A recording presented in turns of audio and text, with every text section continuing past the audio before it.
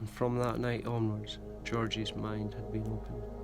to preconceived dogmatic indoctrines that held wandering mind tight in its guilt-ridden illusions,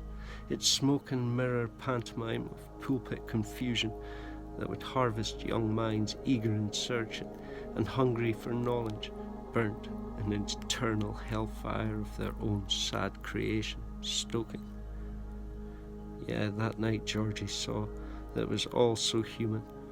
but he also saw clear the misunderstanding that minds they existed at no fixed point, but in a variable spectrum, a Jekyll and Hyde array of only your own making, to be ridden out and weathered, emotion of roller coasters, butterfly stomach feeling of living. And that's how he'd felt. He knew now in reflection for the first time, that night on the moor, when death and mortality had robbed him of any spiritual innocence, ode to fairy tale rambles of satori's of another man's conversion, who rose as priest or bishop in arrogance, shouting of visions from God or hellhounds there hounding. No, Georgie realised through his blood fist pounding how the magnitude of 2,000 years of misunderstanding boiled down to some weakness of will to embrace the full spectrum of what it truly is to be human, and given the free will to push hard to the edge of hellfire and madness, allow man to wander and find his own balance,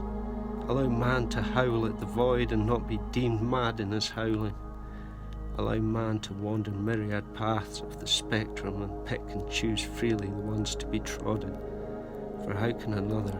cowardly behind the pulpit of one path travelled, dictate to another, with well-worn boots of freedom paths trampled? Yeah, that night religion fell dead at the feet of Georgie McInnes.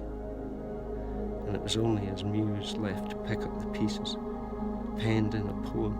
with knuckles still aching and onto page bleeding.